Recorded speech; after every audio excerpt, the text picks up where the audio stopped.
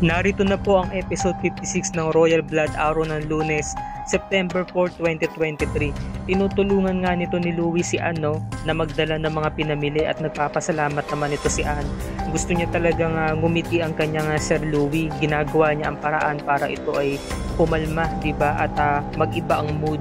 Ngunit sabi naman ni Louie, hindi niya kayang maging masaya dahil nga inaalala niya yung Mami Margaret niya. Samantalang itong si Beatrice talagang nagulat sa mga nangyari, no? Nagulat talaga siya ng sobra dahil nakita niya na halos wala nang ang buhay itong katawan ni Margaret. Wala siyang malay, nagsisigaw siya. Buti na lamang biglang dumating itong si Andrew at humingi siya ng tulong. Sabi niya, please Andrew, buhatin mo si Margaret, dalhin natin siya sa ospital. Bilisan mo Andrew. Sigaw talaga na sigaw si Beatrice at pinaliwanag naman niya na nakita niya nga eto na, nakasalampak na lamang sa sahig itong si Margaret at wala na nga talagang malay.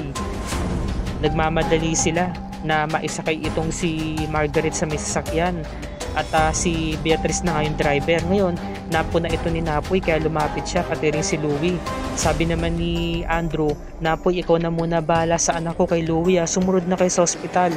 Dadalhin na namin si Margaret. Hindi na inalam pa ni ni Napoy pa yung mga iba pang detalye, basta ang nalaman niya lang isinakay itong si Margaret sa may sasakyan at tinawag niya nga itong si Louie. Sabi niya, tara na, sumunod ka sa akin.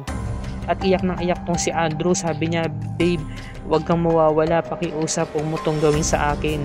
Gusto kong bumawi sa'yo, mahal na mahal kita. Talagang pinagsisihan nila lahat ng mga kasalanan ginawa nila kay Margaret. Ito namang si Beatrice natatakot habang siya ay nagdadrive ng sasakyan nila. Umiiyak siya, tumutulo ang luha niya.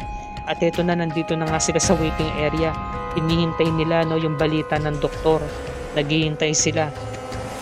Kumpleto na sila dito, maski si Diana nandito na rin, pati si Christoph. At maya maya pa dumating na nga itong doktor. Na-revive na nga raw itong si Margaret kaya napasalita itong si Diana na thank God okay na siya. Ngunit meron pang isang problema. Maraming dugo ang nawala sa kanya kaya kinakailangan niya masalinan ng dugo ASAP.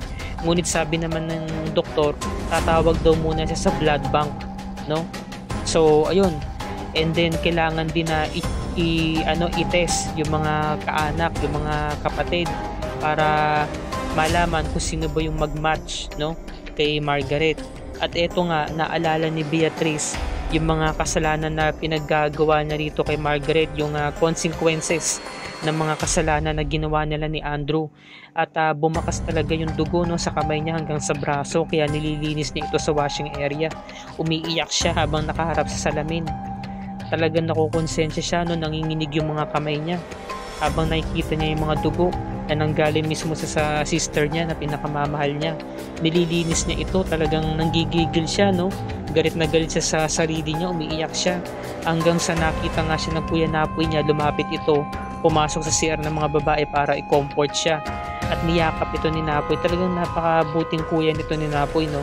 Niyakap niya yung bunso niya. Iyak na iyak si Margaret. Hindi sinasabi niya, ulit-ulit niya sinasabi na kasalanan ko to, this is my fault, this is my fault. Hanggang sa dumating na nga to si Diana, meron dala-dalang pampalit ng damit ni B. Kinakailangan niya na magpalit ng damit dahil nga nabahiran ito ng dugo. At si Diana ang bahala kay Beatrice para i-comfort ito. Niyakap niya ito at pinatata niya ito sa pag-iyak. Sabi, B, tahan na. Habang si B, kinakausap ang sarili, sinasabi niya, this is my fault. Samantalang ito, naghihintay na nga sila at dumating na nga yung doktor. Merong masamang balita. Ang sabi ng doktor, ubos na nga yung dugo, kailangan pa niyang masalinan pa. Sabi naman ni Napoy, o di kami na magdodonate. Sabi naman ng doktor, unfortunately pero ni isa sa inyo ay hindi nagmatch ang dugo kay Margaret. Samantalang nagsalita naman si Christoph, this is impossible, kapatid namin siya, no?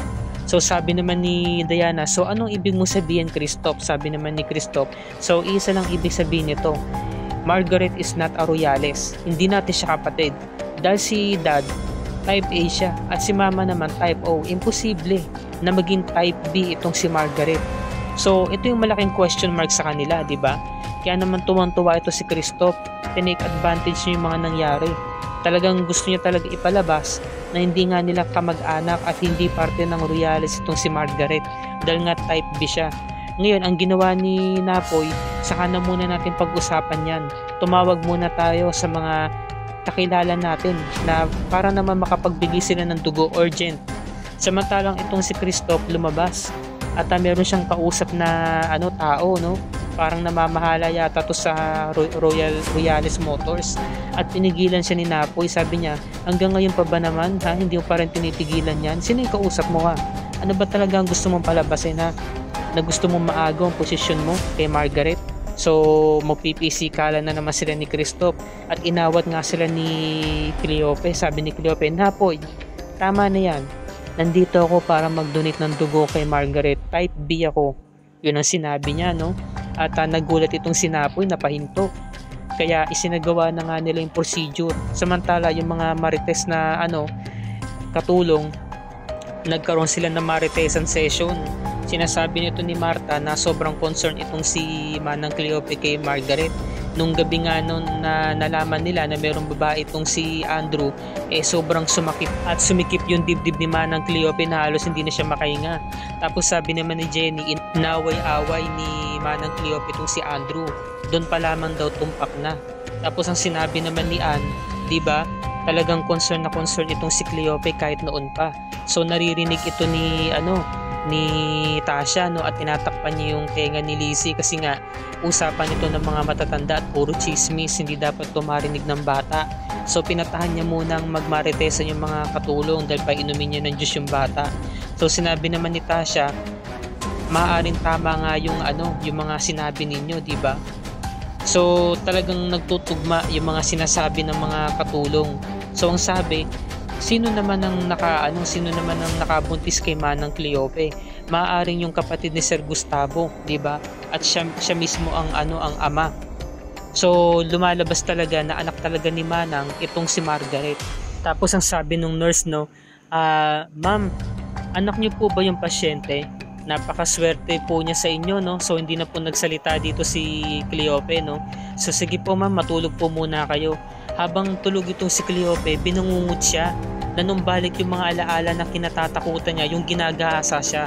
Ang tanong mga kapuso, sino yung nanggagahasa sa kanya? Sa kanyang masamang panaginip, bigla na lamang siya napasigaw at nagising, di ba? Yun yung bangungot talaga na dinadala-dala ni Cleope. Kaya sa tingin ko talaga maaring ginahasa siya ng kapatid ni Gustavo, no, na si Eduardo Royales.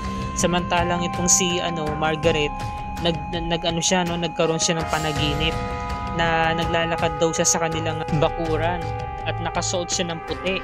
Nagmamasid siya hanggang sa meron sa kanyang lumapit. Yun pala ang kanyang daddy na si Gustavo Royales. Nagulat siya, no? Sabi niya, Dad, tinanong niya to, am I dead? No? So sabi naman ng ama niya, hindi pa.